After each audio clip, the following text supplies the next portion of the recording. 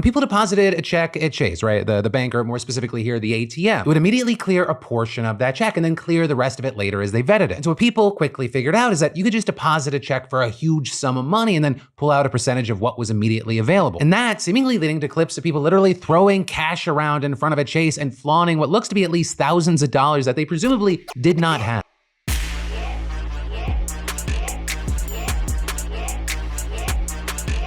Denise and Marlo, you are now listening to the Drunken Monks podcast. Hi. Hi. Hello. Good morning, good afternoon, Good evening and good night. Yes.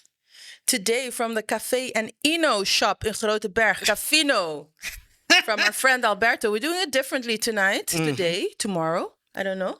Whatever the time is.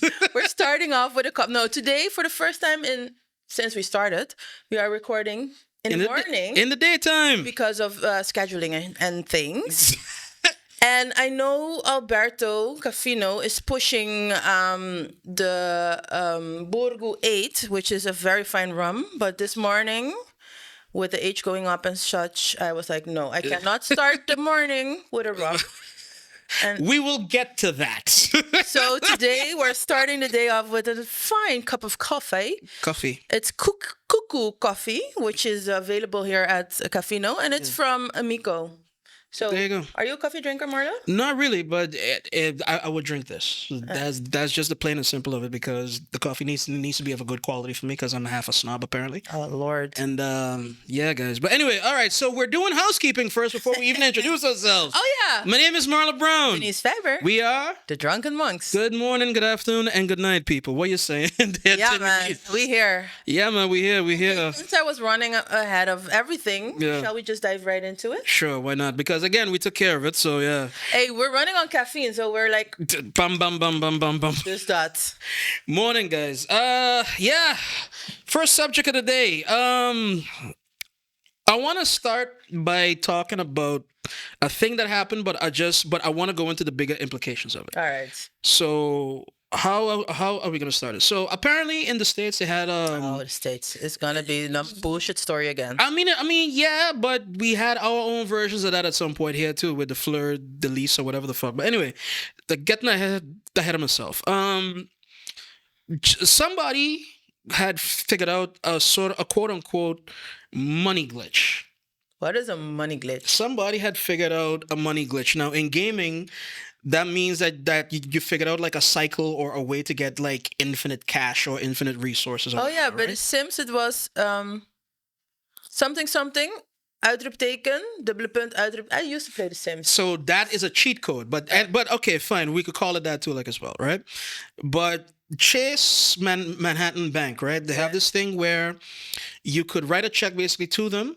Yeah. And then they would have like a sort of like a period where the money would be stored, but the check hasn't cleared yet. So yeah, and so people were like a part of the check. Yeah, would be not the full entire amount, but a percentage. Yeah, would already been given. Right, it was cleared, right? And then you would see it on your account, and then you could basically go to the ATM and then basically take it out. Yeah.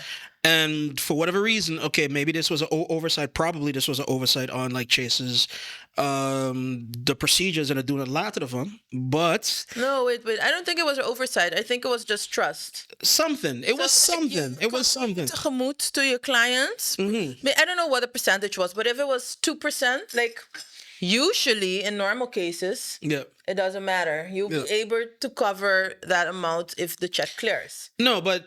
Right. But long and short, somebody figured out what this thing was. Yeah. And then the next step in this whole step is that not only did they figure it out, but they spoke about it. Yeah. On TikTok. So very much without saying, the thing went viral. Mm-hmm. And a lot of people ended up doing it. And what happened was that not only did they end up doing it, but they themselves too filmed themselves on TikTok doing this thing, right? Now, whether or not we're not going to get into whether or not this is smart, because obviously this is stupid. No. Wait, but we skipped a step. So people were doing this, which means they get money up front, but they didn't have the check covered. Basically. So you're getting free money And by the time the bank, the biggest.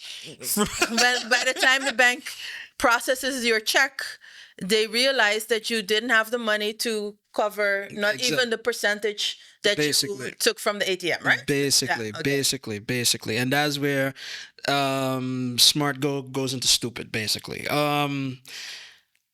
now this is the thing that struck me, and maybe it's just a media thing, and maybe it's just so whatever. Because I'm definitely not on TikTok. I'm not in that world, and I'm definitely not like as plugged in as kids would be these days. I'm old, yes, but what it is that a lot of what I saw, a lot of the clips I saw, was a gang of niggas.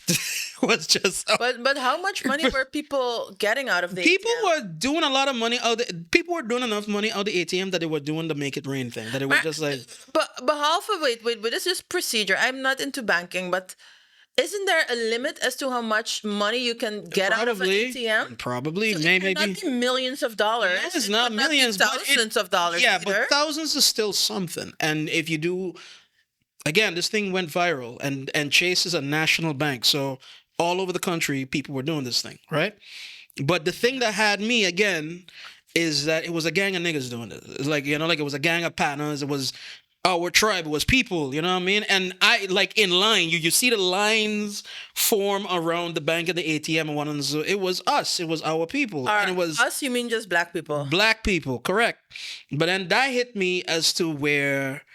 That is not us. That's them. Okay, fine. They not like us, but But what I'm trying to say is, yet again, people think that there's a get rich quick scheme that works. No, are you really thinking? Are you really thinking that people thought this was a get rich quick scheme? So why go and do it in the first place? Opportunistic. So what else is a get rich quick scheme? Okay. What else is a get rich quick scheme? They got free money over there. I'll get to it. I think they just thought, okay, we're just gonna take this money, right? And then when the check bounces, we'll deal with it when it bounces. But this is my point. But this is kind of my point. It is neat. They didn't think it through. They didn't because they didn't stupid to think this could work. Or they didn't understand that this is not going to work, or it should not work, or whatever have you, right? So all of that is why I say is like it brings me to every couple of years I feel this happens. Like every couple of years something happens where it's a scam or it's a multi-level marketing thing, or which is also scam, by the way, people. Let's not differentiate too much. That's what I feel happens every time. You know what? Yeah, no, okay, two points. Okay, the real point actually to me is probably because of social media. Mm-hmm. I think, or it's a very social media factor. Yeah, it exacerbates it. Yeah, exactly. People forgot, and people of all ages forgot that unless you come from money, amassing money takes a lot of effort. It takes time, it takes skill, it takes luck, it takes a bunch of things. Mm-hmm. And usually, you cannot get rich financially within a day. Mm. But because everything on social media is like this. It's very quick. Yeah. It's very over the top. People have a lot of money. People have everything that you want. You can create on the social platforms. Right. And I think people are then starting to feel like, people always wanted to be rich, but I can get rich quick. I think that is just it. There's a miscommunication or a disconnect between reality and thinking and what you see. Yeah. So you think, why not? I can free money. Yeah, let's go for it. But disconnect. Also, gap in knowledge is not just a disconnect. It's a gap in knowledge. If you know how hard, like people like to say that like white collar crimes are never like persecuted and one and so, but in the States, in Europe, in Nederland, weet ik veel. Fuck around on your taxes once. Toeslagenaffaire. Yo, check last season. but fuck around like once, and they in your ass for the rest of your life. People know this. Unless right? you live in Curacao, and then the Minister of Finance will just give you the money for free. We're getting to that, but all right. Oh, let me drink my coffee. Where did you work again? Let's move on. But jokes aside, like I said, like I was saying, like I feel like this pops up like every so often, like like a bad case of herpes, that something comes about. So often you get a bad case of herpes. Once you have herpes, you have it then like you- every so often. yeah. You have like an outbreak, like it stays in the blood. True that. And that is my point. Is like we forget the lessons of 4 years ago, because I call that thing right. Like you had like the fleur de lis like at one point here. Yeah. Where pyramide schema. right. Pyramid scheme. Right, where like people say, yeah, like if you get like 100, you can get back 5, but then you gotta bring in people to go do this and that. So and then by now, look, 1989, 1990, and this shit happens. I have patience for it because none of us knew, or none of us had like a good example of it. But now we've seen it in its entirety about 4 or 5 times. So why are we doing it again? Yeah, the new thing in at least in Curacao, and I see it popping up all the time, is cruise ships. There is now ships? also kind of MLM, multi-level marketing, MLM, about cruise ships. And I was looking into it because at first, like different people sent me, like there is this program, and then you can go on a cruise, like a boat trip, for way less than it's actually worth. Right. So let's say the regular cruise costs maybe $4,000. If you follow this program, you can get a cruise. You can make a cruise for like $600. Yeesh. Toen dacht ik al van, it sounds too good to be true, but it's interesting. Like, how does it work? Right. And I had a colleague, and she was into this thing, and I went to look at it, but it's very unclear how it works. So if you have a program and you don't understand how it works, first you should not delve into the program, and 2, you should question the program. So. But it's kind of like a subscription. You join this program, and then you buy points or something, and by getting other people involved, MLM, and by a bunch of things, you can get points, and these points represent a value in dollars. So with enough points, you can get the trip for free because the points are worth something. Right. So let's say you pay $500 if you have 5,000. Even very simply put, that's what I gathered. So you buy 500, if you pay $500 because you have 5,000 points, and the 5,000 points are worth maybe 10,000. And I was kind of like a fun miles type. but now I see a lot of people posting about this cruise thing. You Right. can go to, if you want to know more information, come to my session. I have a session tomorrow night.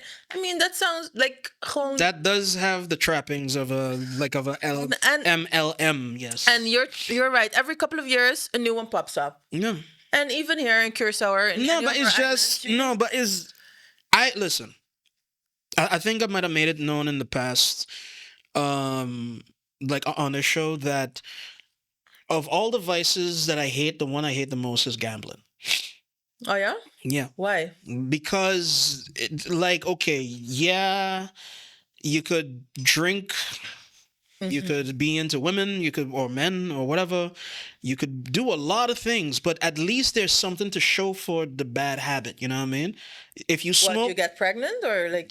by voorbeeld, or you get your nut or the pleasure or whatever have you. Yeah. You drink maybe to drown a sorrow, like, or whatever. You not advocating for it, but you use a particular thing to kind of forget the pain, or you could, like all these things. Gambling is the only one where there's the schijn of it. You know what I mean? You could become a millionaire. Yeah, you which is could. the lure of this whole But gambling. this is my point. I don't know that I could become a millionaire. I know I could get a little looser with a drink in my hand. I know that if I smoke a cigarette, that I will relax off of the stress of the day. I know this. I don't know that I'm gonna win, but yet and still people play. Yet and still people go into it. And for me, it's the math of it. Like, it's the math of it all or whatnot. But that allure is what really bugs me, because it is the thing that, like it touches the deepest pain of our people. Like, poverty. You know what I mean? Like, oh, let me play a number, and if I win it, I could buy a car, or if I win it, I could pay down on a house, or if I win it, I could finally take a vacation, or if I win it, or whatever have you. Yeah. But it's always the allure of a better life. It is always the allure of one step closer to what it's supposed to be, and you never win. You may not never. They got somebody, sometime, someplace. You know what I mean? Because Yes, people have to win. If not, if nobody wins, nobody would play. But this is what it is. But statistically, because Often two, and then a great amount, just enough for you to keep that hope that you might win. and usually if you keep playing, you will lose it again. Yeah, And that's true. that is what bugs me about it. The MLMs of the world, the gamblings of the world, everything is the world. It's you have hard math. You don't even need just, oh, it's wrong. Jesus said no, this or that. No, you have hard math telling you what's going on. You had hard math showing you that you could invest a thing, but the thing that you invest, you will lose. You will lose. There's no Maar like hard math, maar since when do facts matter? We've seen Trump and we've seen Corona. How much more things do you need to know about facts? Facts and that do not matter anymore. but this is why, like I said, but this is why that's why I hate it so much, because of all the things that are insidious in the world and things that prey upon the poor. And it's not just black folk, y'all, it's everybody, you know what I mean? Like it's a class thing. Of all the things that prey on us and take away or eat away at the society, like or whatever, that one you can't tell nobody no with that. Like the feeling does not leave them. The feeling is everybody else is unlucky, but tomorrow might be my lucky day, and you can't dissuade nobody from that thought. You know what I mean? And that for me is why I got such a problem with it, because of all the ones to try to convince people to stop, that is going to be one of the hardest, if not the hardest one. You could quicker tell people about religion than to tell them about their gambling. Maar where do we go from here? I don't cure poverty. Yeah, cure poverty. Cure By poverty. itself, Cure 10 poverty. episodes. Right, but we could still haven't cured it then. No, but I would look. All right, long and short, cure poverty, but also cure poverty with education. And I'll end my part in this segment with this. A friend of mine, shout outs to Bus. We were having a conversation about this kind of very thing about like even if you provide opportunity, like even if you provide opportunity and growth and all these things and so. I told him plain is like it's still going to be like an uphill battle, and the thing about like not to get into the specifics because we did have a fruitful conversation and it was a big like thing, Fruitful. but it was a thing of where for once I landed on the more kind of cynical part of the line, and I told him plain it ain't about the opportunity, it's about the mindset that goes with it. If you're in a survivalist mindset and you're not in a quote unquote, like how like the brunch ladies, like, like you have to embrace the possibility of you thriving, like that type of shit. Envision it. Yes, you need to manifest it, right? Yeah. No, but Put it into the universe. putting it out there.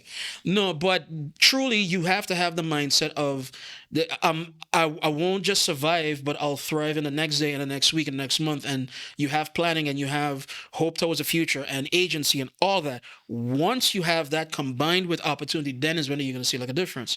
But you can give the opportunities in the world. You've seen like even the good ones, like good foundations work, good government programs that are out there. People never signed up, or people didn't know, or people didn't this or that because for whatever reason, along with circumstance, along with the poverty line or whatever, but you also don't quite believe that it'll change. Like, you know, like you don't quite have the idea of, oh, this can be better. You know what I mean? Once you have that in hand with opportunity, then is when you got something, I feel.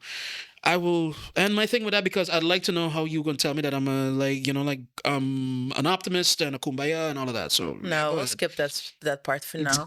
After all this depressing shit, I need a drink. It doesn't matter that it's morning. It's people always say it's 5 o'clock somewhere, but I never got that. Why is drinking acceptable after 5? Why can't you drink all day? Like, who made up that rule? I believe it was society, sweetheart. I You feel. get, do you know why? Because you're not supposed to be a jackass. And No, alcohol Marlene, definitely brings you closer to Okay, brings you jackassery. closer. I mean, It there brings is you closer. It brings you. a difference between having a glass of whatever and getting drunk or getting tipsy. It's not like one. Okay, for some people it is. Please drink responsibly, people. We can't say that enough. See, for most people, it's not one glass and then you're a complete asshole or you're walking around naked. Some. Some, but And there's enough of the some that you'd have to put it into codification. Hey, listen, don't drink before 12 o'clock, panel. You gotta like hit them in the head with it. Definitely All right. me. So, but anyway, guys. That being said, I think that we are going to, or you want like something else. So, the things you were just saying in this last segment or like in the last part of this segment, I think is a nice segue to the topic that I want to talk about. And I think what I want to delve into is I mean Caribbean people or maybe Black people, I'm not sure, is our need of to avoid discomfort and to avoid maybe or confrontation maybe hampering our development. Just think on that and I will explain the link when we come back.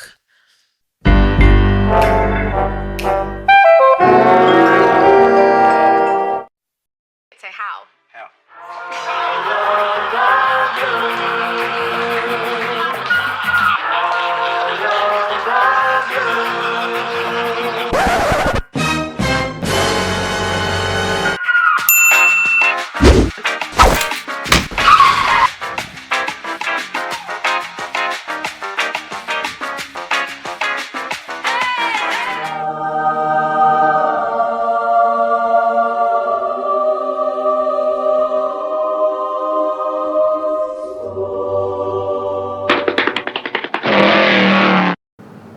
Hey, welkom! Goedemiddag, kan ik u helpen?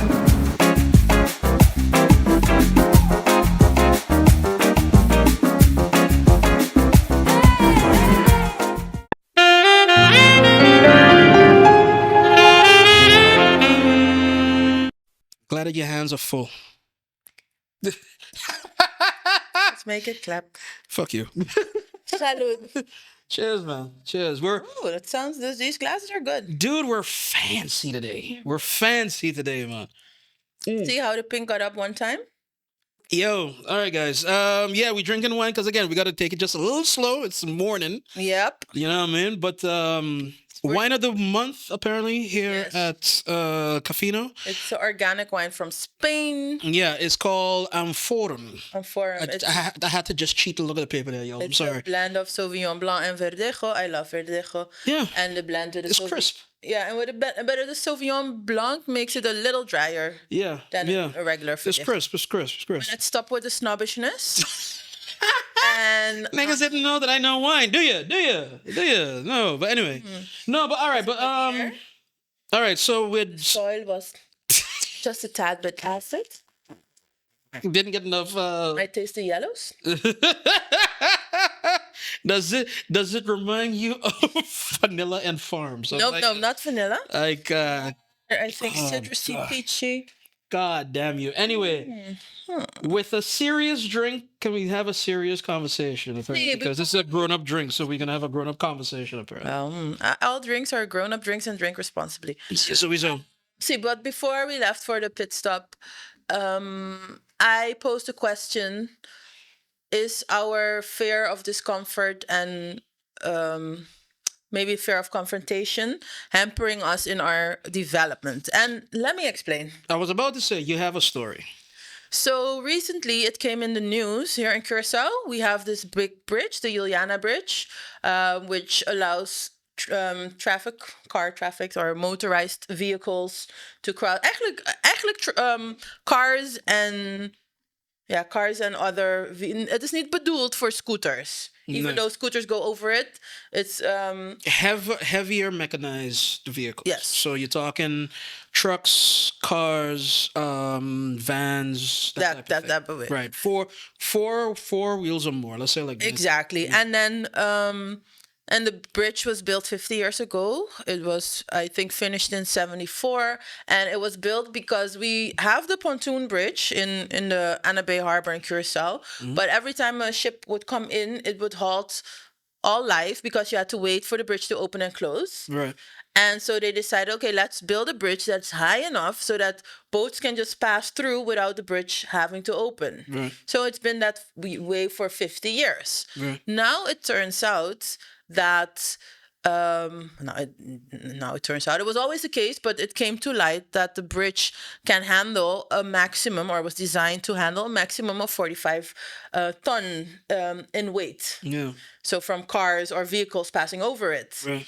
And there are some trucks or containers or whatever, when they're loaded, they can weigh up to 70 tons. That's exceeding the maximum that the bridge was designed to carry. By 60%. See, and that's just the one truck.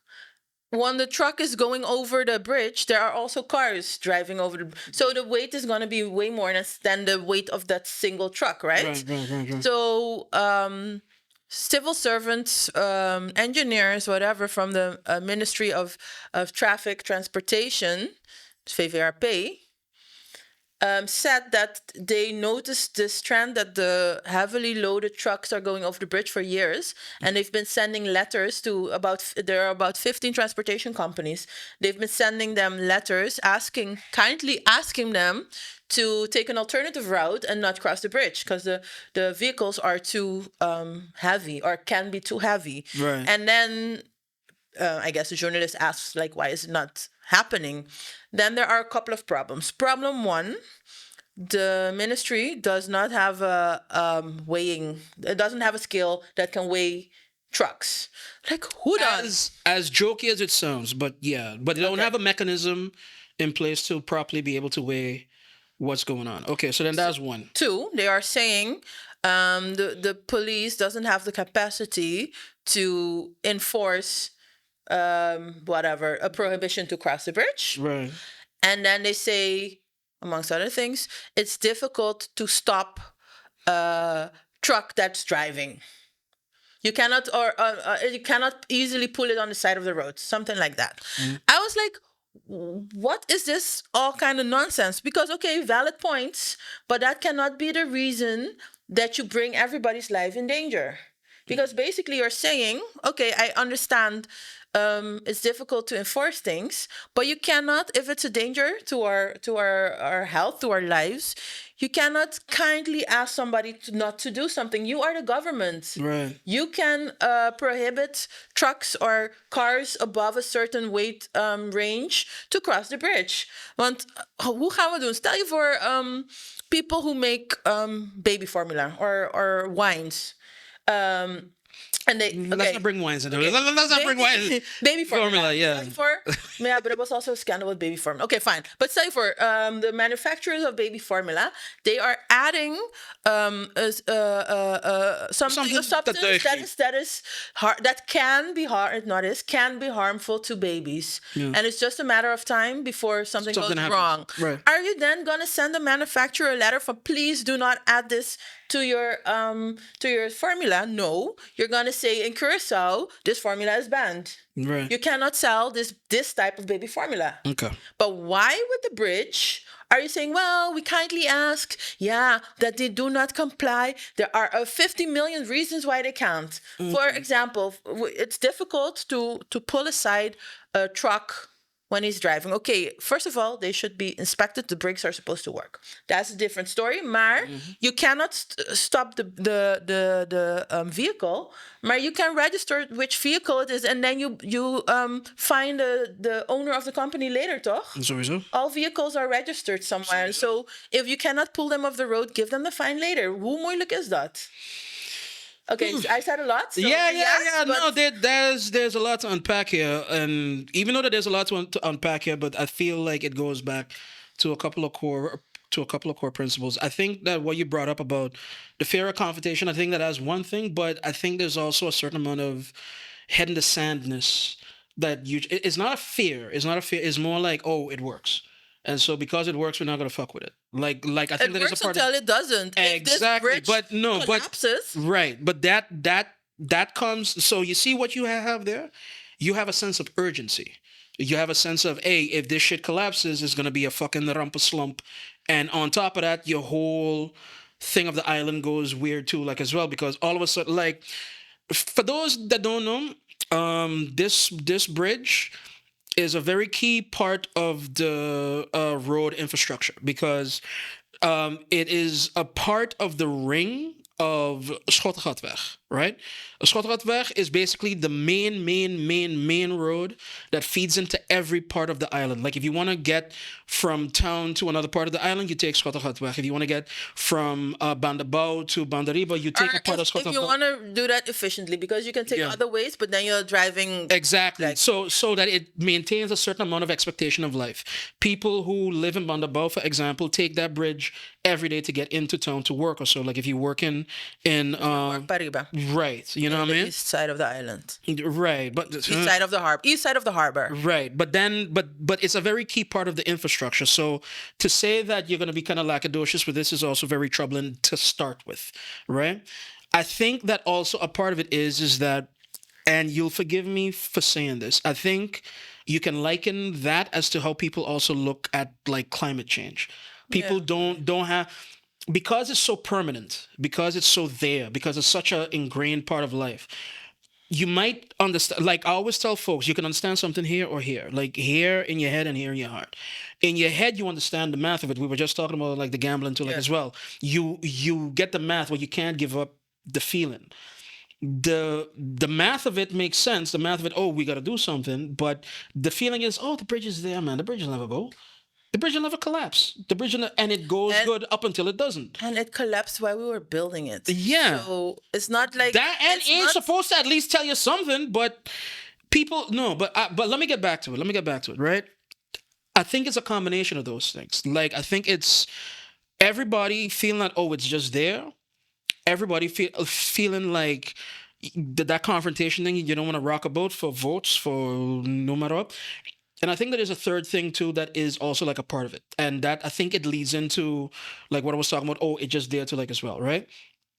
And I'll even give you like a story. Like I even give you like a joke. Back in Station when I was living, before I came here, you know, I was very active in like a lot of things. Just like you, I'm a half a carnivalista too, like as well. Yeah. But I'm not in the troops, but I like to organize. Yeah.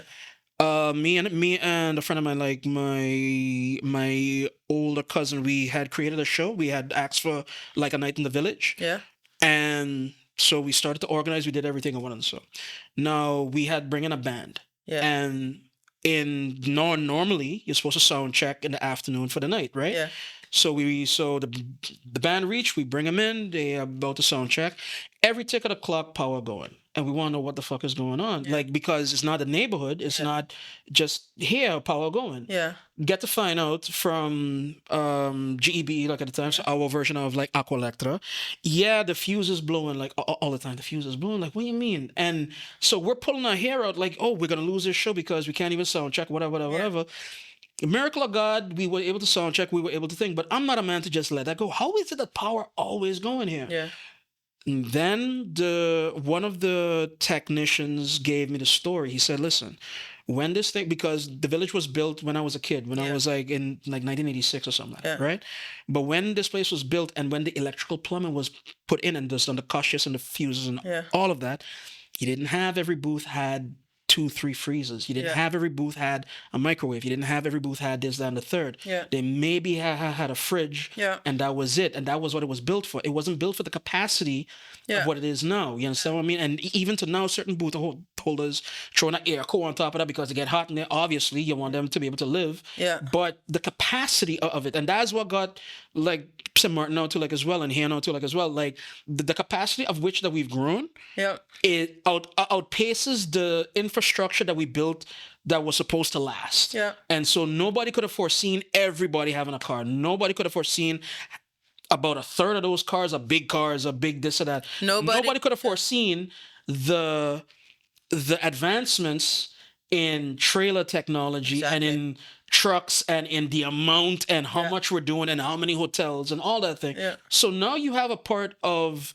the economy that depends on that moving, I can imagine that like cold storage and one so that has to get to Bandabao for like different restaurants and Waitikville. All that shit is a part of the thing now too, like as well. Maybe I'm saying it wrong in that way, but you get what I'm trying to say. Yeah. We've outpaced the infrastructure that we have, and this is where things go wrong too, like as well. There was no point in time that we thought about this while it was going on. In the 90s, you guys had a hell of a boom here where like things went from like second gear to fourth gear like real quick, especially when it came to your tourism. Yeah. You wasn't prepared for that. You were not prepared for how much the players grew or how it grew, like a whatnot. No new roads were built. No existing infrastructure was looked at with an assessment fund. Oh, maybe we need to build another pillar or wait to fill. I don't know. But none of that was looked at. And now we're here. Yeah. Sorry. Like like I was talking too long. And I was also thinking about like when it was built, we could not envision how it's used now. Yeah. And indeed, maybe you had like 100 cars going over it in one truck, and that truck only had maybe 20 tons or something like that. Yeah, or less. And now a truck can carry apparently 70 tons. Yeah. Sorry. Dus we couldn't have foreseen that. Nee, true. But now we're here, and not only we are here. From but it's what, a danger. What the media is reporting, the civil servant says for the last 10 years they've been sending letters. How is it possible that you signal this problem? And it's a problem of life and death, even though we don't see the urgency. Yeah. But at any moment, the bridge can. It's not hard maths. If something is supposed to be able to carry 40 tons and now 70 tons, and that's only the truck, I don't consistently know. Is passing over it. Consistently. You can't expect. Is wear and tear and one also. And taking into account that we do not have a history of maintaining in a timely manner. Yeah. The bridge is maintained. I don't know if it's only painting or if they really are tightening and doing things. No, they do a certain amount of Now we're here, but what are we gonna do? And the thing that bugs me and why I brought it actually up is, okay, this is the problem with the bridge. Okay, we come up with a barrage of reasons why we cannot control the cars, vehicles. I'm not sure that the bridge. No, but I'm not sure of that one. Why? Not like not to cut you short. That one, yes, I would chalk up to the quote-unquote fear of confrontation for one simple reason. We don't have to reinvent the wheel, and we're a part of a system, whether we like the colonialness, tint or not, but we're part of a system that can address that. They have the same problem in Nederland, in Europe, for the size of the truck, the weight of the truck, certain bridges, certain not. Yeah. When I was up there, all the time, there were certain like overpasses that you went and they tell you plain, this bridge cannot take neither over or under, none of this or whatever.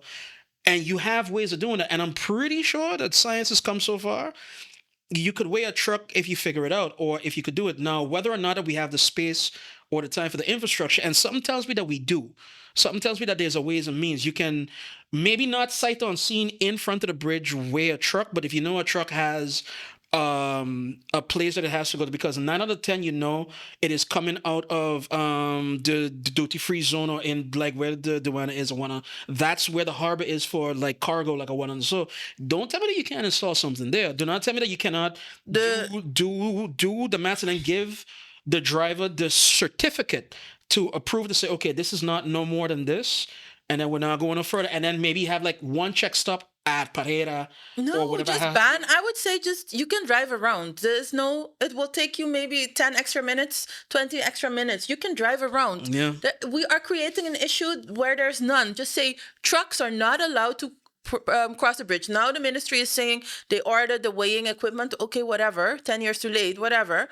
And 5 years to have it installed too, like on top of that. You could also say, I would say just do a general ban. Trucks cannot pass. It is not that you cannot reach your destination. You just need to do a little bit more planning.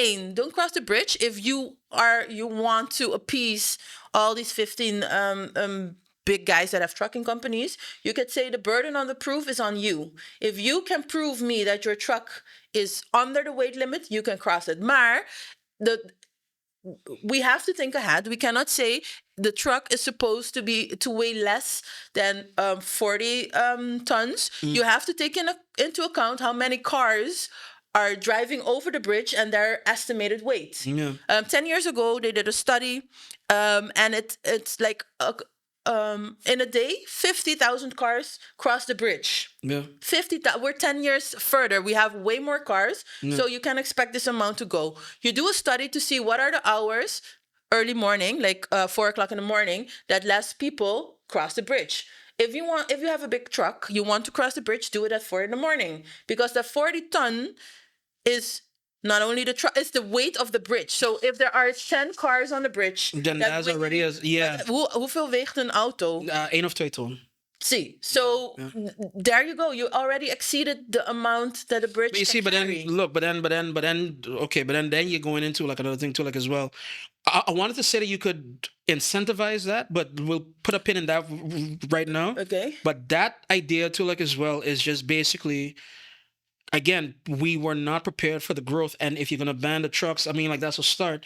But you've only slowed down the wear and tear. You have not slowed down. stopped it. See. You know what I mean? And in that way, something needs to be thought of where that is concerned, like as well. And again, it comes back down to infrastructure planning and weet ik veel. Een hele goede voorbeeld daarvan is dat.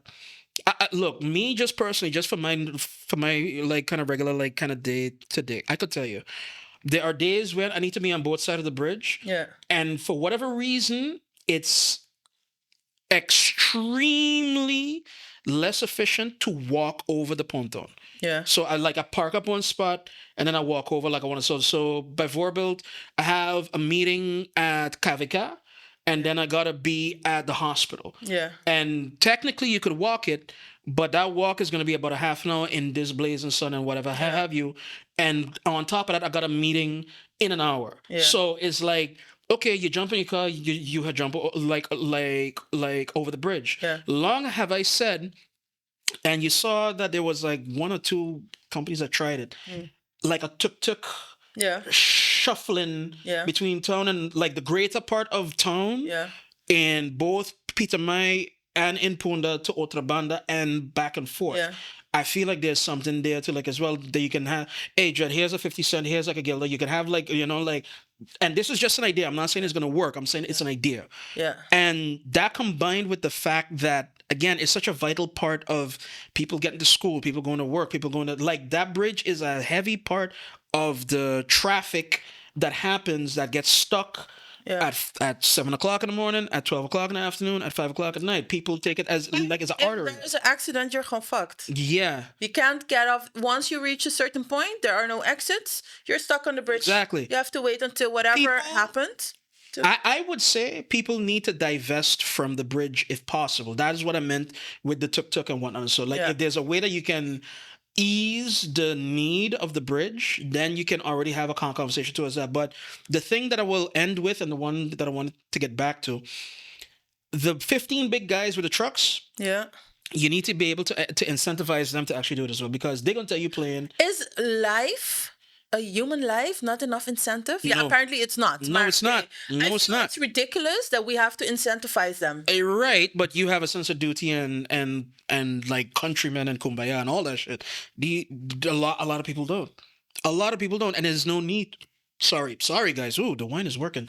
But there's no need to. There is no need to. All I know is that my drivers are going to be like an hour later. All I know is that it's going to cost me more gas in the long run or more diesel in the long run. All I know is that the longer that they're on the road, the more chance there is for something to go wrong as well, or even theft or whatever have you. What you do, the burden of proof is to prove that you can be on a thing. I agree with you with that. But you can also, again, divest and give incentives. Maybe it's a tax incentive. Maybe there's you got to hire like a driver at 4 o'clock in the morning that will subsidize the night pay. You understand what I mean? Like, you know, like there are things that could be done. Yeah. There are things that could be done, but then it requires a proactive stance from whoever that is in government, because ultimately that's where it starts and stops. See, I agree with it. You know what I mean? It's a proactive stand of government, but are different things. And I started saying is our lack of confrontation or lack of Yeah, maybe it's confrontation hampering us, and I think maybe I did not bring the point back. Maar this discussion is annoying me. The same as I think last week or 2 weeks ago in Curacao also. We had an issue with the big trucks also who have to deliver garbage at the like the waste disposal landfill. And they were upset because they have to pay to dump the their whatever garbage. Right. And it's a lot of things. I think mostly it's going to be construction garbage probably. Right. Upset. They blocked off the landfill. They did all kind of things. Wait, And then, er was actie ervoor. yeah. And then the Really? minister came, and the minister said, "Yeah, well, we're gonna do it for free. For the next 2 months, these big trucks can." Which You have a that- grace period. You have a Which grace is, period. it doesn't make sense because you're not really tackling the problem, because after these 2 months, the truck's still gonna have all this garbage that they need to bring. Then other people got upset.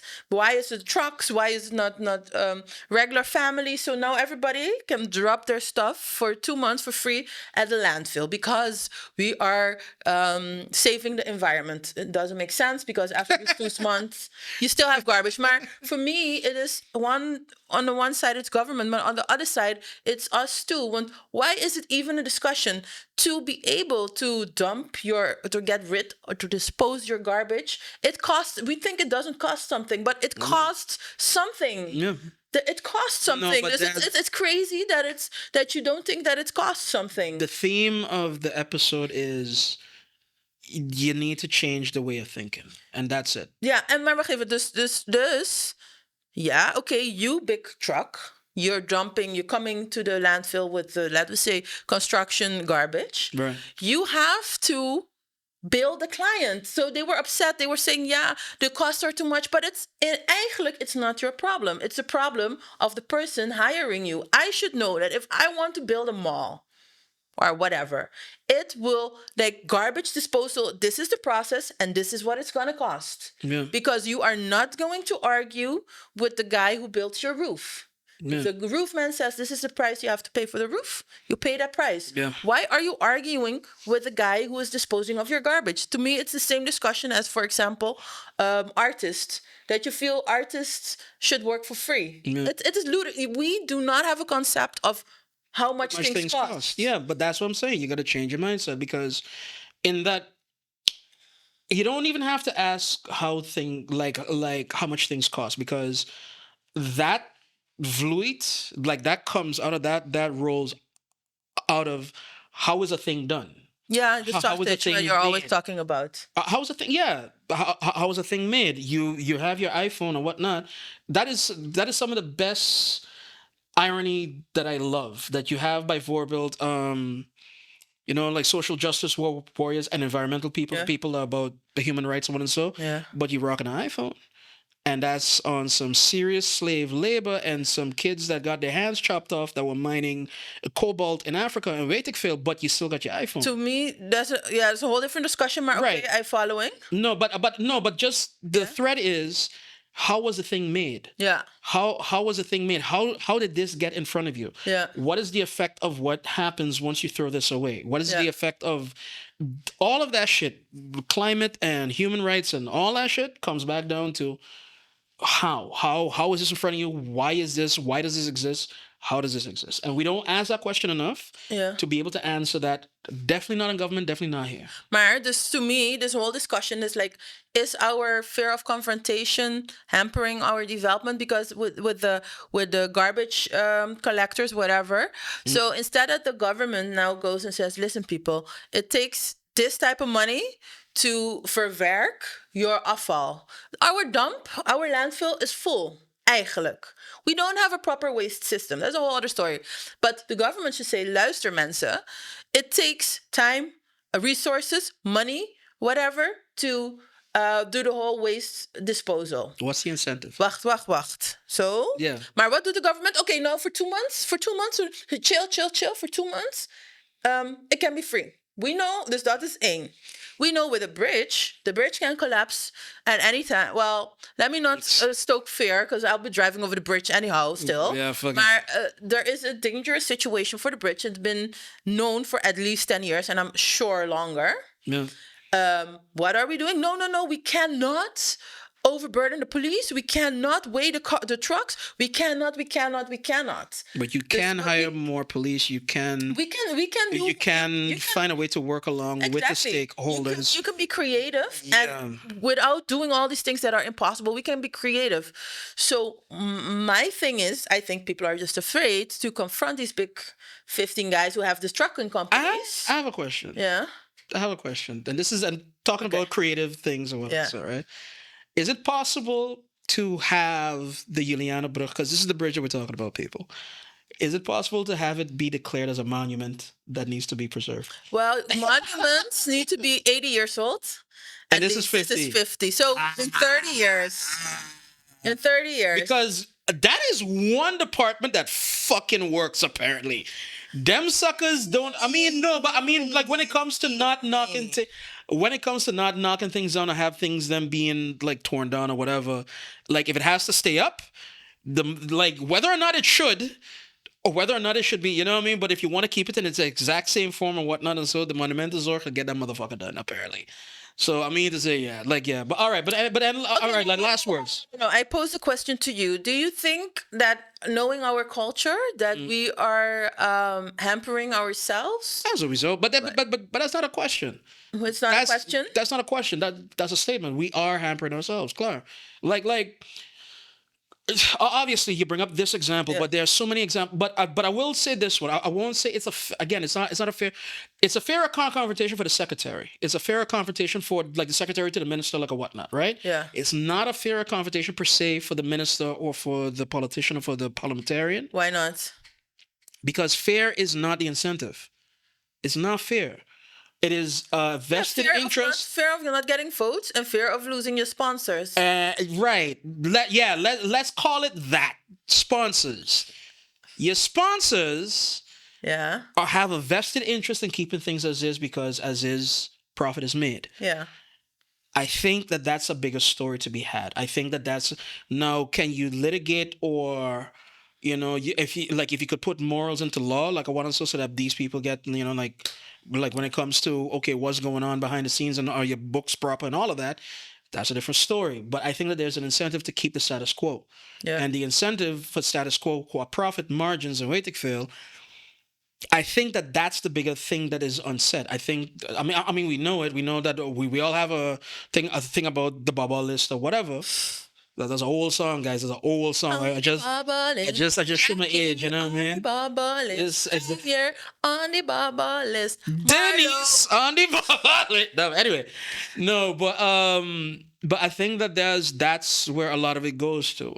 If a friend of mine, I won't call him here, but he like every time I have a discussion like this basically with him, he brings us same questions to me. What's the incentive? What, like if you incentivize it going a particular way, maybe. But it's if you don't check the incentive of it's not fair. It's not 100% fair. There are those that are fearful. There are those that within the apparatus of doing nothing that are fearful, but there's those that take decisions. I think that they're bold enough to also know that, hey, yo, Dred, if I keep things this way, then I'm good. Now I'm depressed. You should be. So what we are saying, shut up is what I need.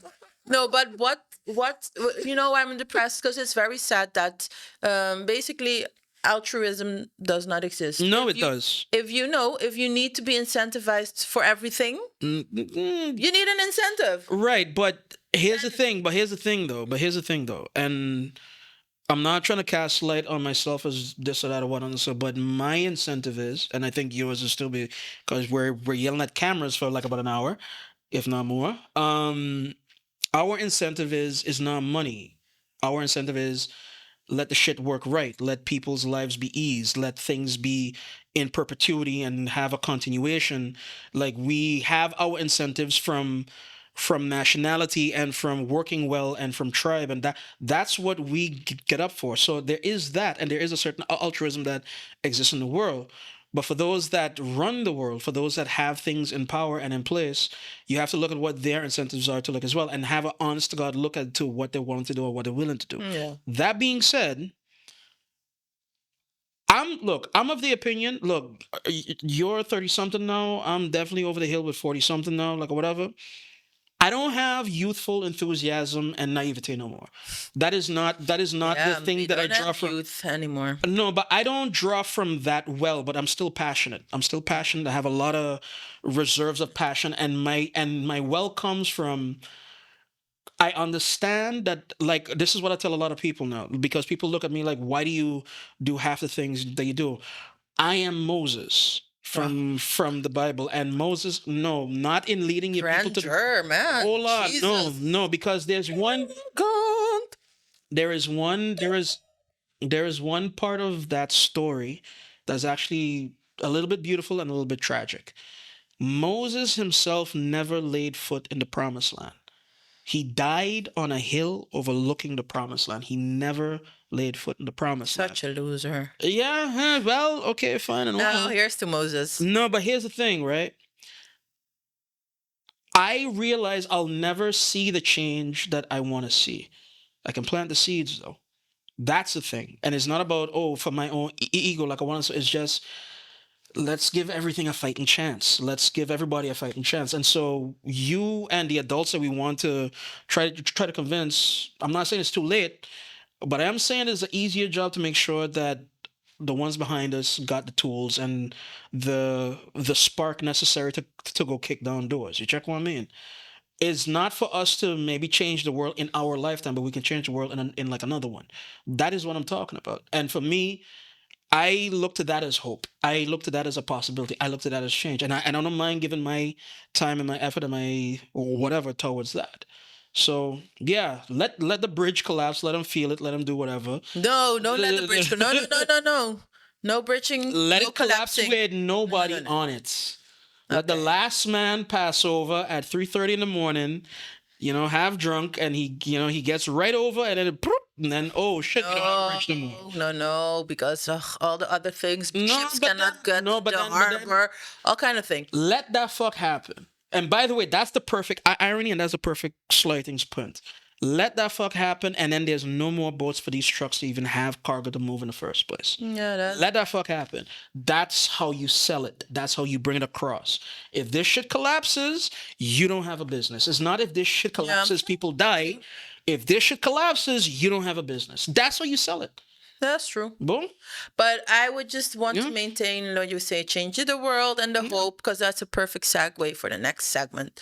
We're going to re-up. I think we need something stronger than this. And I guess we'll be right back, right? Yeah, man. We will be right back. We'll be right back, guys.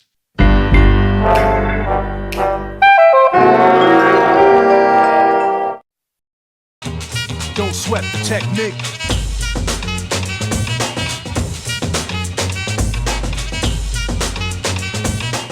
That's my guy. This my guy. So guys, we are Preto, and back in 2019, we met in a cocktail competition. Yeah, ever since, we just got respect for each other. for us, the whole thing is the experience and enjoying what you do, the passion behind bartending, the passion behind service, the passion behind hospitality. And Preto is papimento for black. It is a very heavy word. We feel like it's a beautiful word. There's a lot behind it. the name and the location that we're at, the name Preto and the location is just a blend of us being basically, because Scarlo we feel like it's an upcoming neighborhood, and it has so much history. And then from there, it's beautiful to see how our guests and our friends just Get to see our vision realized.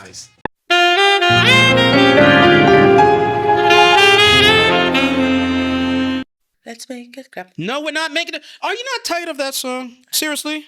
No, Are you not tired of the song? How often do you play that song? never. This is the point. If you would What play is this, the point? if you would play the song, you wouldn't do this no more. You've had enough of it. But only when I do this, kiss teeth. By the way, perfect segue. And by the way, guys, we're on some Burgo. Hey, Alberto, look at us. We're pushing the Burgo now. Borgo 8. Burgo 8, Hij smooth. zegt altijd, Albert zegt altijd, ja, het is van het SBA, Surinaams bedrijf accountancy. Nee, Surinaams alcoholbedrijf. De Borgo en de Oki en de Vanillely. En het is fantastisch. Get it gewoon uit Kafino. And like Virgin Oak, apparently. Some story. Yeah. Hey guys, cheers, man. Cheers to the weekend and everything else. Yeah, cheers to the weekend. So we were talking about first scamming black people. And then we were talking about black people not having the ability to change. So here's for like a little bit of hope. Here's for a little bit of hope. And here's for hopefully that'll become a segment that's a little bit more lighthearted and cheery and whatnot. So I know that you're a bachelorette. Bachelorette in name. You just go out and about and whatnot. So you don't watch a lot of TV. Nope. You don't watch a lot of TV. But you miss one, I feel. Like All right. You ain't checked Netflix in the last couple of months, no? Nope. Okay. Girl, they got a show. They got a show. Hey, Dread, this show. With like Love is Blind. Of Name one. No. Dread, yo. Dankjewel, Fleur. I'm hooked on Love is Blind now. Hey, what up, Fleur? Well, hey, yo, cheers to the SM crew, right? Yeah.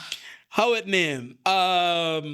Supacell. You see this thing yet? You ain't see it. No. You ain't see it. All right, let me bust it down for you because Jesus Christ. I was excited. Yeah, it's a good show. This thing got, whether or not you want to rate the metrics or not, but 100% on Rotten Tomatoes. It was number 1. Er zijn 2 mensen die het hebben gekregen. Hoe kan je een score van 100% hebben?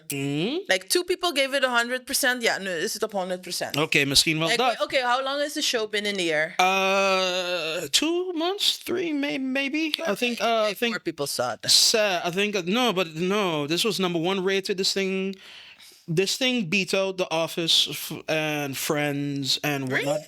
As a number 1 watch show for like about a week. Okay, what is the show about? Okay, so Supacell, it is urban fantasy, like as it were, like urban fantasy, like as genre means we're in the real world, but then fantastical things like happen or science fiction-y things like happen, right? And so this is a superhero like series. Yeah. It's set in London. Okay, that is refreshing. Yeah, it's set in London. But what really hooked me, what really had me, was that not only was it set in London, but it's a black cast. And not like black for representation, even though we'll talk about that in a bit too, like as well. But it's a black cast. It's talking about like the descendants of West Indians, so from the islands, Caribbeans, yeah. the Caribbean, and of Africans.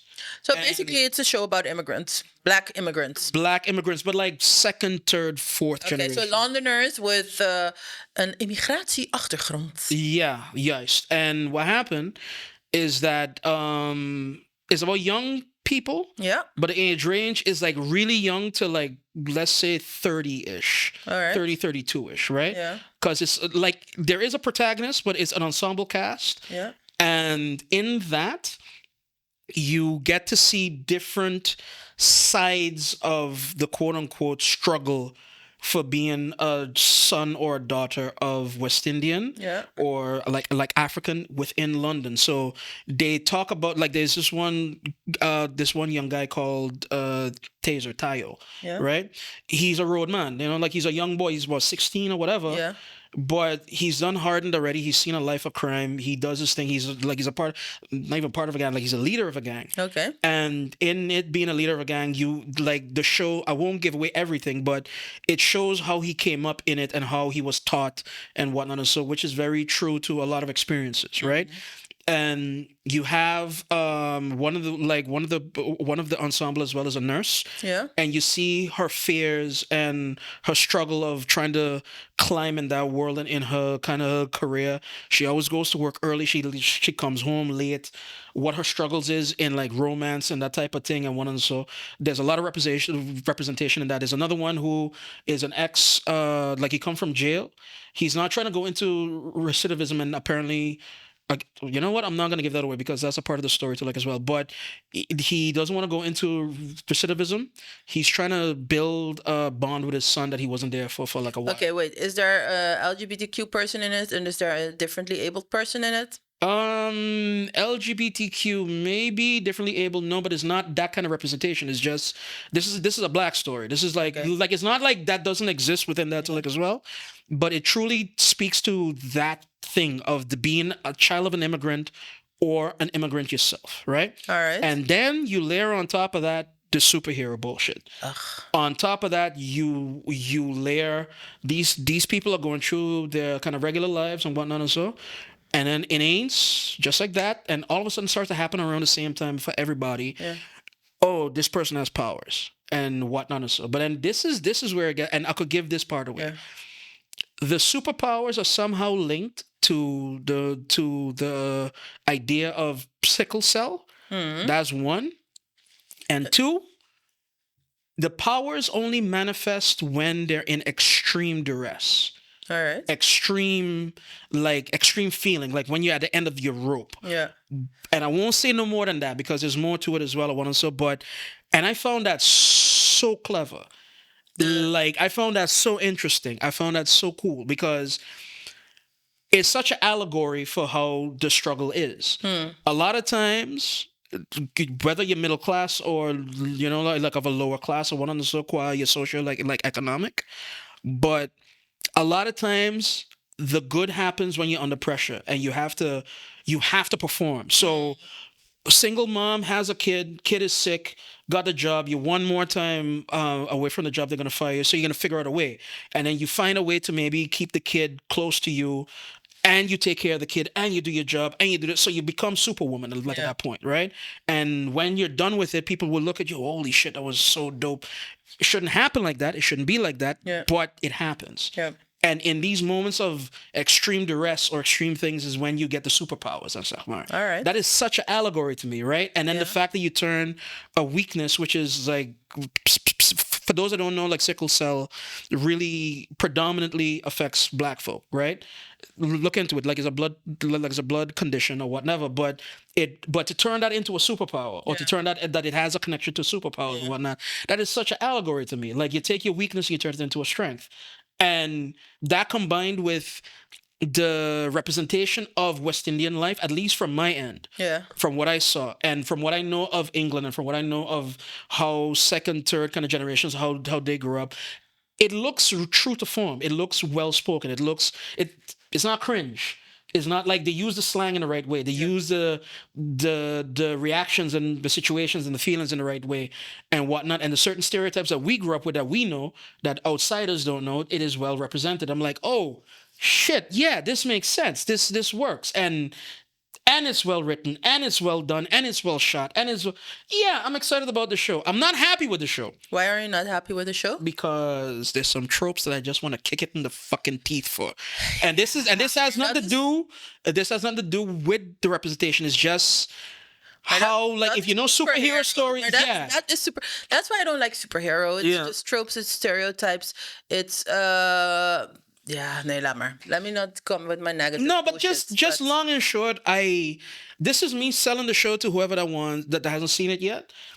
But I wanted to talk about the fact that, at least for me, and this is another example in the long line, I think in the last, I don't know, 10 years I could count. Like, when did Black Panther come out?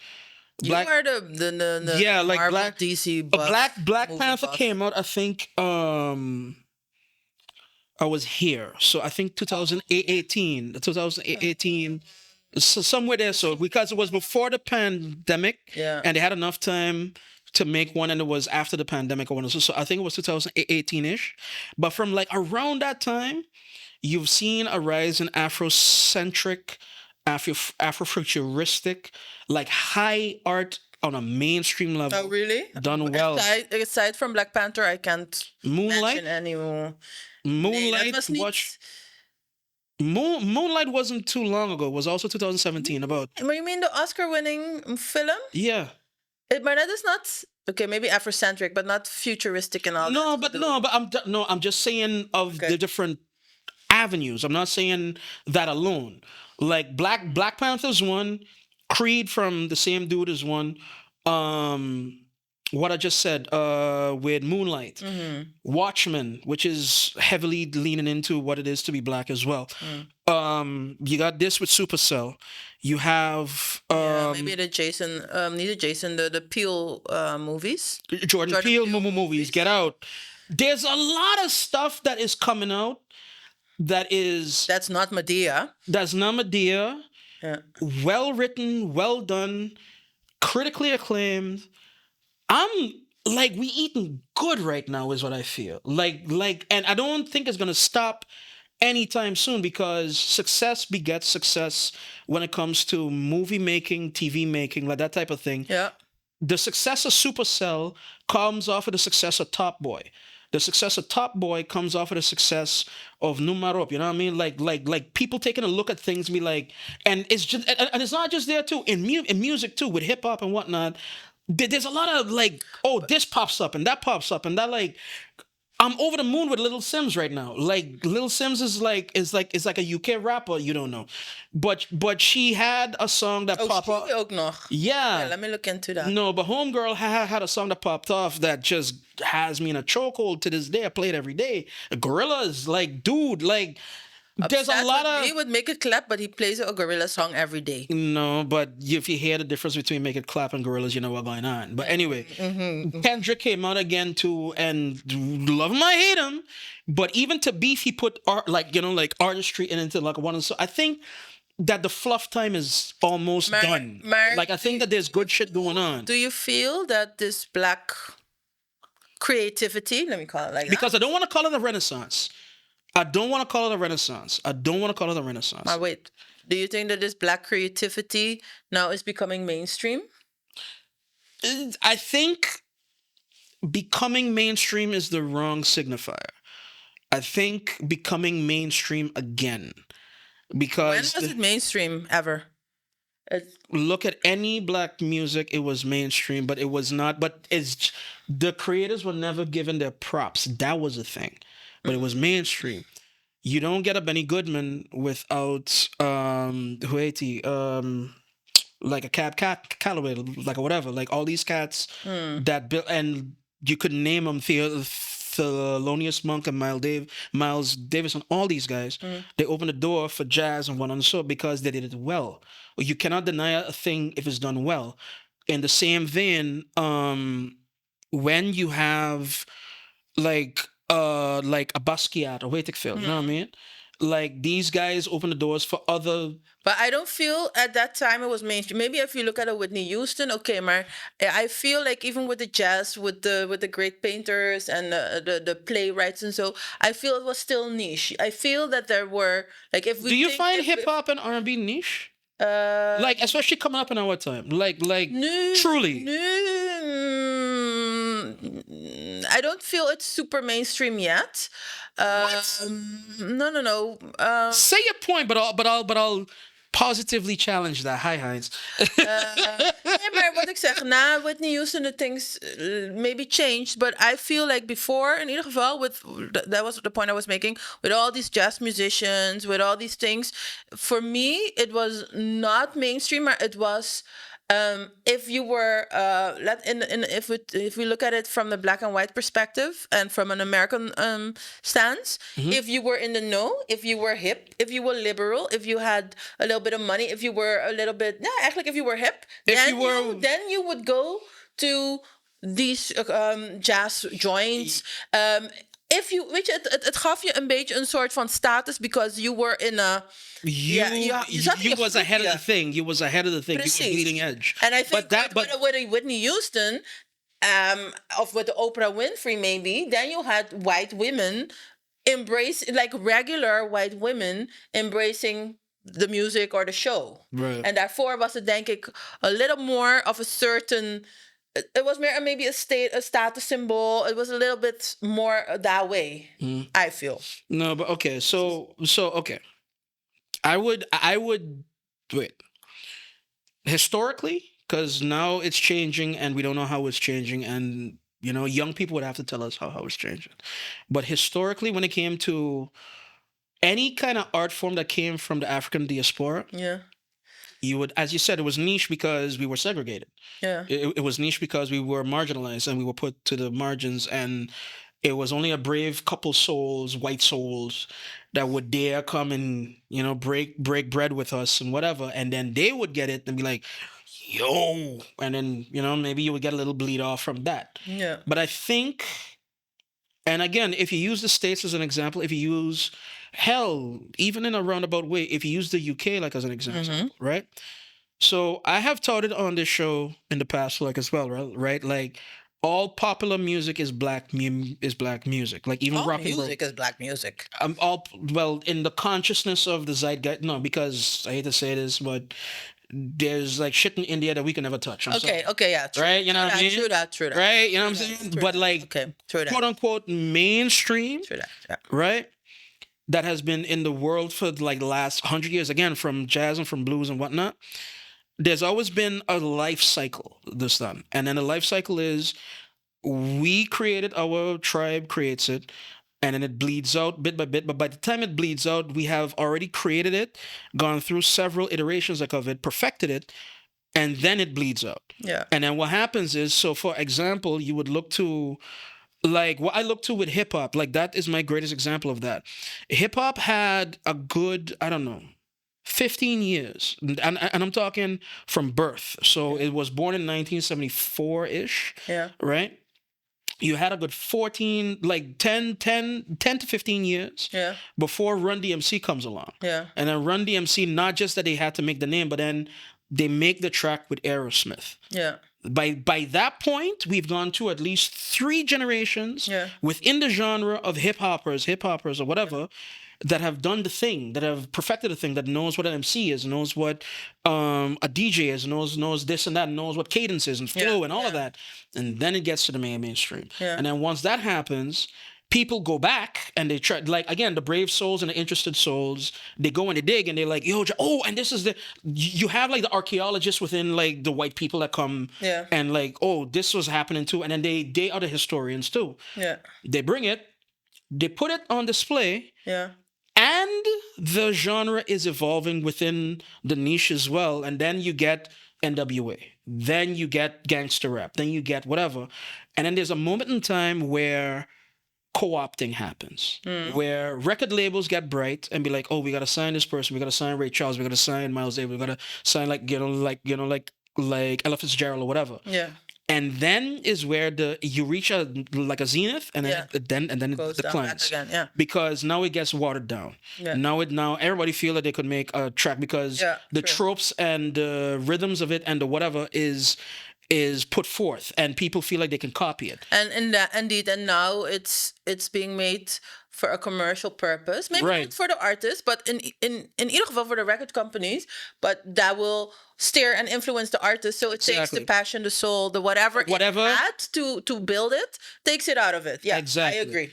And then what happens is that at that point it becomes played out.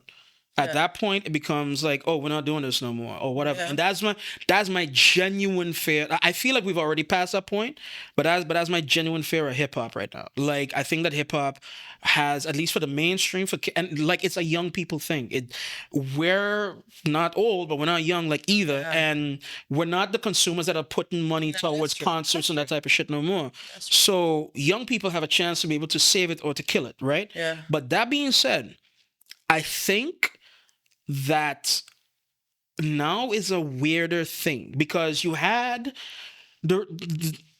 I just said it a while ago, I don't want to call it a renaissance, right? Because you had a quote unquote Harlem Renaissance in the 20s, and this is where jazz comes from too, like as well.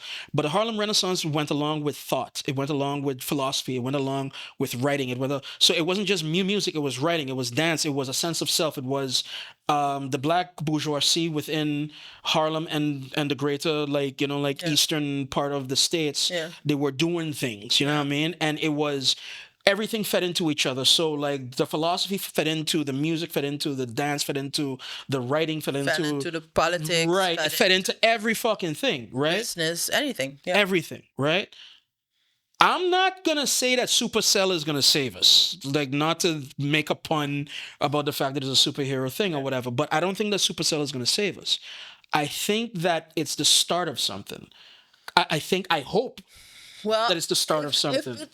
I can agree, like the start of something, and with the start of something, I hope then that it is an inspiration for Black creators or other color or ethnicity creators to write inclusive stories or to write Black stories. Dan zeg ik ja.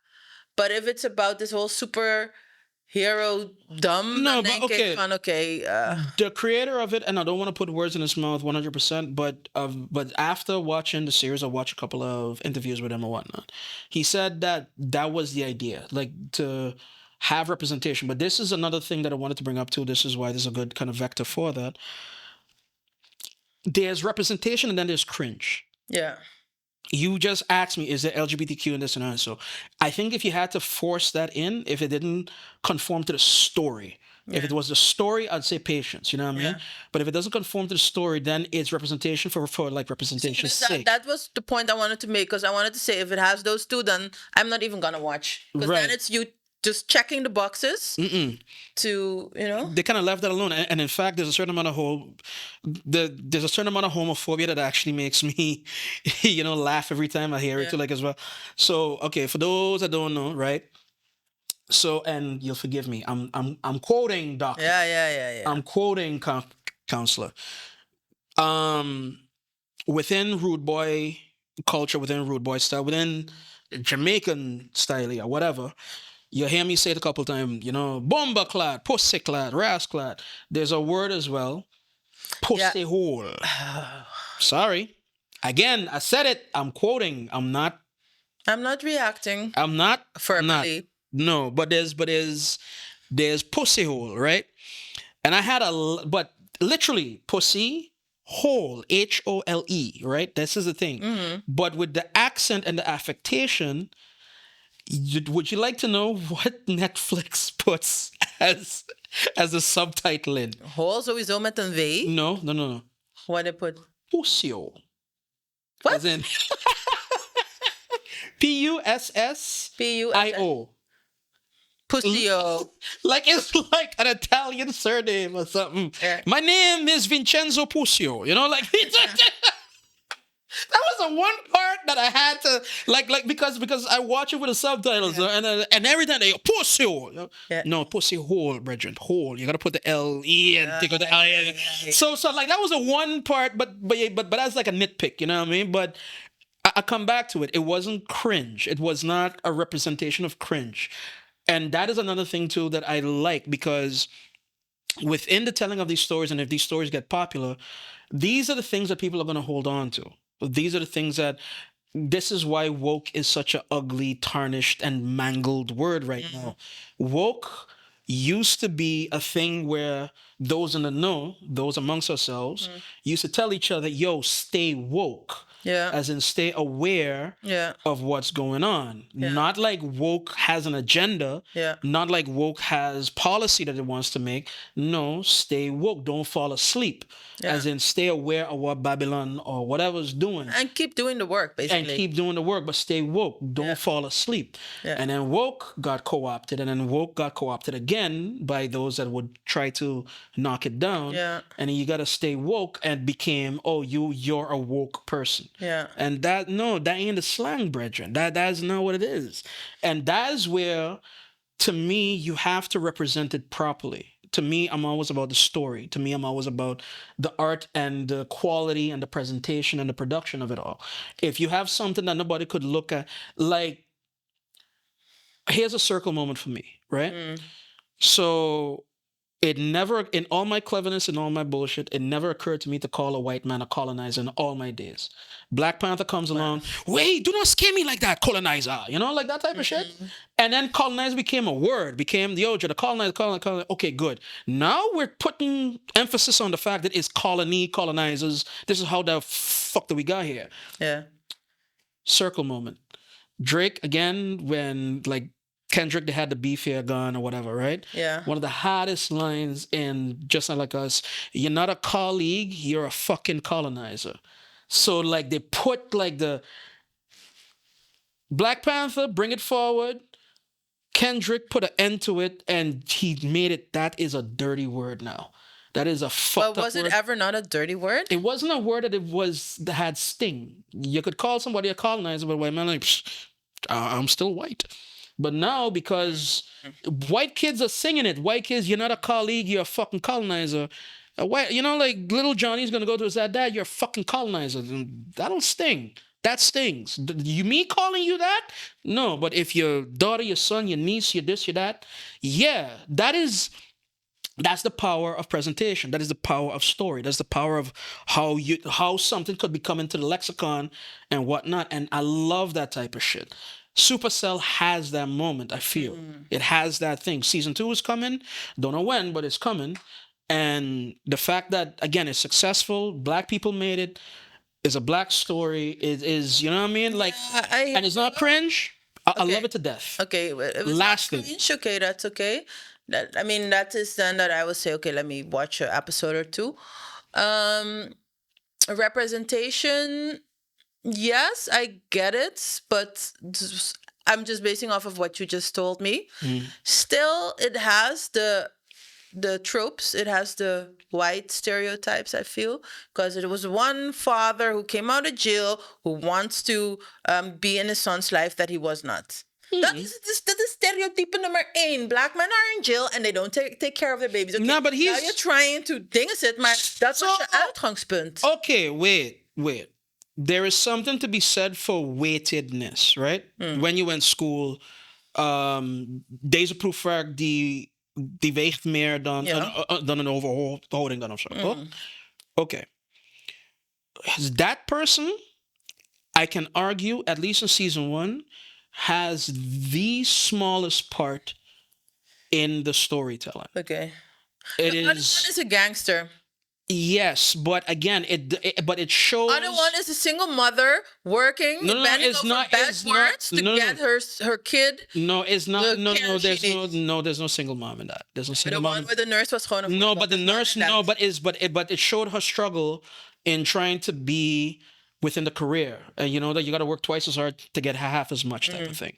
But it was that, and then that her struggles with love too, like as well. So that yes is a major stereotypies, but the one that has the majority of the time, the quote unquote protagonist, that person, stable job, stable wife, or not wife, partner, very loving, everything is in balance, making money, prospering, not even struggling, prospering.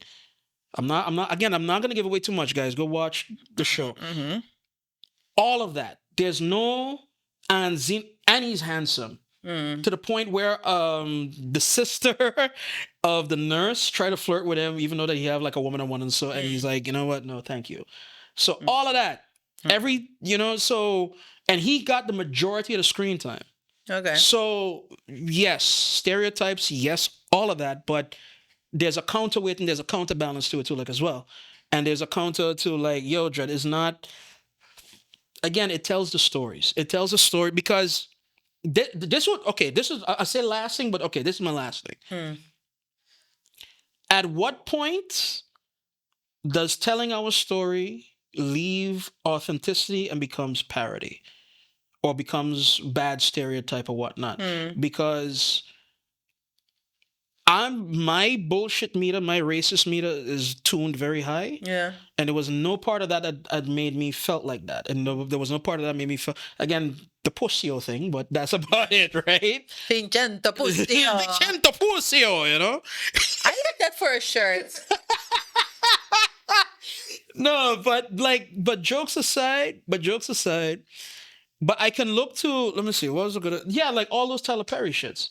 Yeah. Like all this, I cannot even begin to fathom like 10 minutes of that because like. Not even talk about it. Man, yeah, there is no part of brain capacity on that. No, but there's no part of that looks or feels or even though it's telling our stories, even though it's giving the trappings version of correct, and that's my point. Like the version that is the easiest, the most path of least resistance. version of that. And that for me is when I get mad at that. But you know, in talking now, I'm wondering if Tyler Perry, okay, first, so he's all he wanted money and he wanted to make it.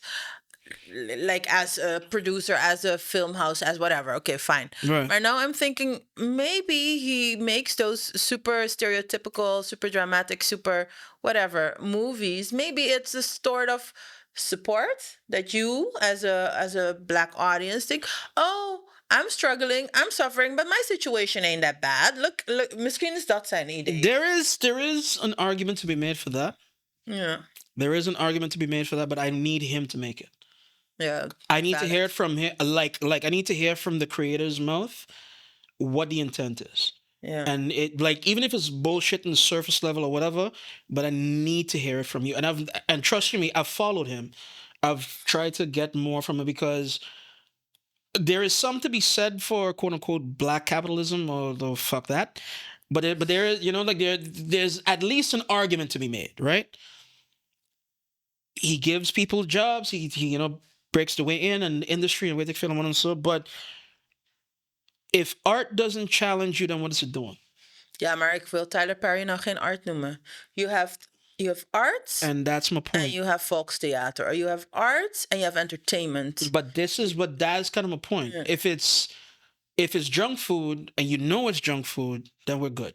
Yeah. Okay. If it's junk food and you have delusions of grandeur, I guess would be the word, or like you have a hogere inschatting from what it is, then we have a problem. Like, you know what I'm saying? And no, go ahead. No, but this whole Tyler Perry thinking, it brought, and we're talking about stereotypes and stuff, and it brought me eigenlijk to the sobering thought that we as black people are the consumers. We're probably the biggest consumers of stereotypes.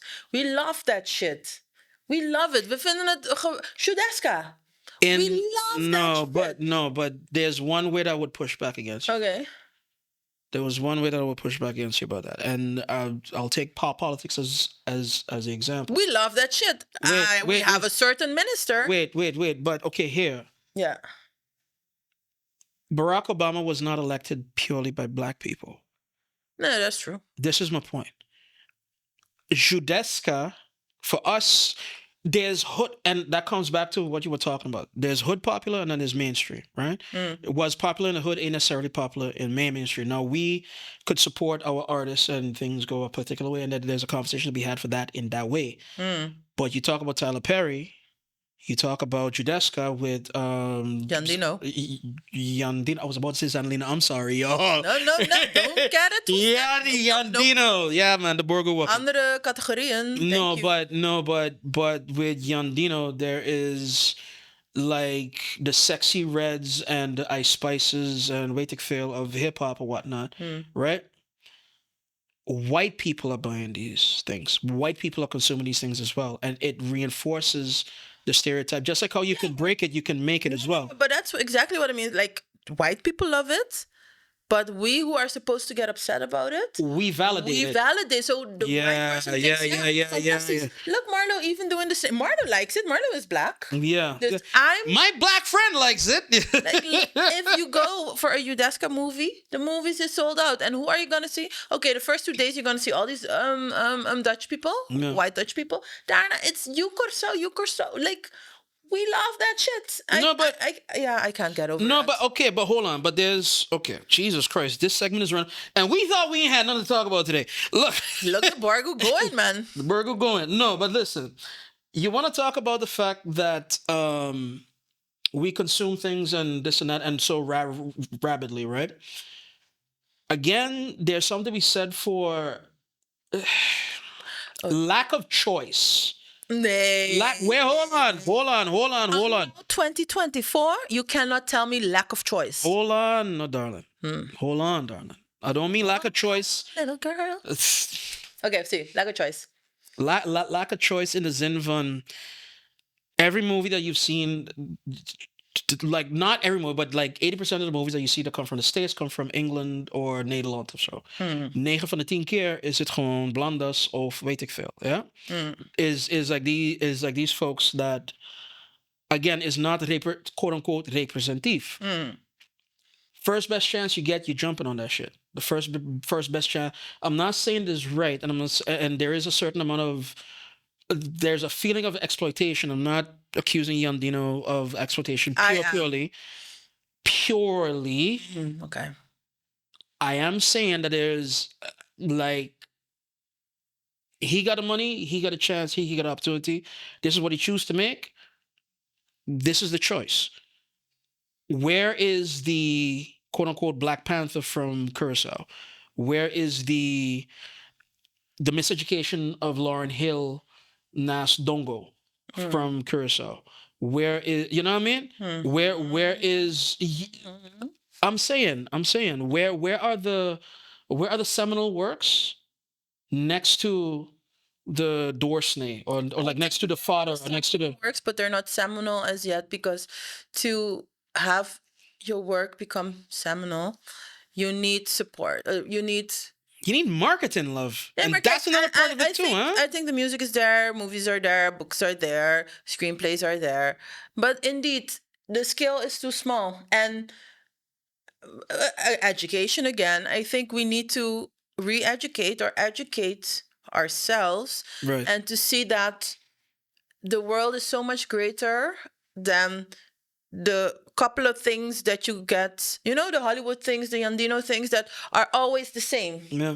We like them maybe because they're the same. We like them because we know what er gaat gebeuren. Comfortable. We know it's entertaining. It's comfortable. I could turn it on. I don't have to think too hard. See, and the other things, we have great works, but it's moeilijk. It's not accessible. It's a lot. So, and this to me, okay. This is my last point. Do you really believe that? No, how it name? Whether or not that homeboy was problematic after the fact, but one more movie that hit me like that too as well, like knocked me out of my socks, was The Harder They Fall. I don't know if you've seen it. No, probably not. Okay, so let me paint the scene for you just real fast and quick. The Harder They Fall, ensemble cast, true ensemble cast. Yeah. Idris Elba, Regina King, Jonathan Majors is in it as well. Right? Okay. Yeah. He's in the lead protagonist role, but a murderous row of actors and actresses, and also people behind the scenes as well. Yeah. Was executive produced by Jay-Z and a couple of others, and the music is there too as well. This thing is a spectacle. This thing is an old Western. It is an old Western reimagined with black faces. Yeah. And ensemble cast and every trope that you could want reimagined. Yeah. As like black folk and with now sensibilities. So like you got like the black swagger and jokes and sassiness and all that shit. And the way it was done, it was so well shot. Like I'm a sucker because of cameras and everything now. Yeah. I'm a sucker for something that's well shot, right? And well directed and whatnot. Yeah.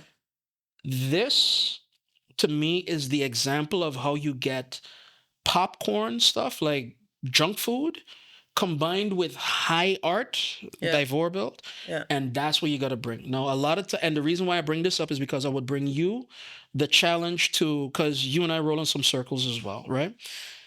Part of the problem is that quote unquote intelligentsia, quote unquote the bohemie, or weet ik veel, they like it small as well. They like it niche. They don't like, the riffraff basically coming in and dirtying up their wonderful, beautiful art or whatever. Yeah. But there are times when you have to play to the crowd. There are times, and sometimes things was done so well. Lauryn Hill made a miseducation of Lauryn Hill, but she made it to make money as well. Do not get it wrong. Do not get it twisted. You know what I mean? You have maybe like a Basquiat or whatever, and he was, heart and soul of an artist, but he knew what time it was when he started to get things as well, and he started to get kind of prolific and whatnot. You know what's going on. Yeah. Keep your soul. Understand that the masses could come along as well. Shakespeare wrote for the people. Shakespeare didn't write for like the gentry, like what he was making fun of like royalty and monarchy and all these things. Yeah. Write for the people. You cannot write for the people if you don't live where they're at. You cannot write for the people if you don't meet them where they're at.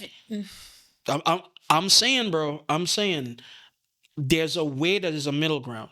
You can have these works, but have these works be accessible as well. Marvin Gaye made some of the best music in the world. Stevie Wonder made some of the best music in the world. B.B. King made some of the best music in the world, but it was for the people. It wasn't for, oh, I'm going to make it for my friends and I'm going to make it for this or that, whatever. You make it for the people. You have the people in mind at least a little bit to be like, oh, this is not inaccessible. This is not, like people could jump on this. People could get on this. People can be hooked by this. Yeah. You don't do that, you don't get that bridge. I'm sorry. And to bring it all the way around. All the way around. Superpowers. Mhm. Supercell. Mm-hmm. Is for the people? Yeah. It's not high art. It's not high art. It doesn't challenge you in the sin von ambiguity or certain, like there's catharsis, but the catharsis truly is either you feel really, really good or really, really bad. There is no in between. There's no ambiguity. There's no melancholy. There's not French noir, wait feel. No, this is a superhero gig, but the art is in the execution. The art is in how it's shot. The art is in how it's acted. The art is in the story itself is quite mundane if you look at the whole breadth of superhero movies or stories or comics or whatever. But the execution of it is very good. The execution of it, the care with which, the details with which it was presented, the understanding of the culture and the presentation of, again, the care and the hugging of the culture instead of, keeping it at an arm's length or hugging it so tight that it's cringe or whatever have you. Yeah. All of that is there. And that I would recommend to anybody in the Zinvan, especially if you have, again, a little bit of understanding of West Indian culture. Better if you have an understanding of West Indian London culture. It's not necessary, but it makes it that much more enjoyable, that much more juicier, that much more thing or whatever. You know what I mean? All right. So Yeah, man. have a look. You do. 6 episodes, by the way. So it's not even that much. I want to 6 say episodes. we're suggesting I watch 6 episodes, but the entire first season is 6 episodes. Yeah. All right. 6 episodes. So yeah. Hey guys. Yeah, I cannot cheers with you. No. I couldn't cheers with you the last one, so I'll cheer for you and me. Hey guys, we were here. We didn't want to go this long, but apparently we went this long, and apparently we have something to say. Volgende week zijn we beter. Ja, voor volgende week. Nee, no. I think we're having a guest on who also likes to talk. This. Bombo klats. But anyway. We'll see. You can watch this in segments. You can press the pause button and then continue whenever at another moment. There you go. Just public announcement. We gotta end off with some housekeeping, of course. We gotta say, hey, yeah, man, of course, we gotta push. The Borgo walk in, the Borgo here, the Borgo it is haalbaar here at Kafino. Be sure to she's hitting every camera, baby. She's hitting every camera, people. Hey, bestaat the prices right nog? Yeah, like in the States. Those presenting ladies. Yeah. Oh, I used to love those. Calm down. Yeah, toch? Nee, but guys, Kafino, Groteberg, also. Or Zeelandia. Or Zeelandia, I was about to say. Make sure to get your wine here. Make sure to get your coffee here. But beyond anything else, make sure to get your Borgo here. And Alberto, I hope that we did a good job by you. And for our viewers in Aruba, Tante Claudia, grapes and wine, or grapes and coffee, or grapes and... Hey! No, Alberto has a story in Aruba. Grapes and beans is called. Oh yeah, grapes and beans. Grapes and beans. No, but guys, yeah, man, this has been a fun one again. I'm enjoying this place. Yeah, I really am enjoying this place. I don't know about you. Enjoying the drinks, maar I always enjoy the drinks. Potato. Yeah, man. And yeah, guys, next week. Yes, we'll be back. We'll be back and peace in the Middle East and around the world. Later, guys.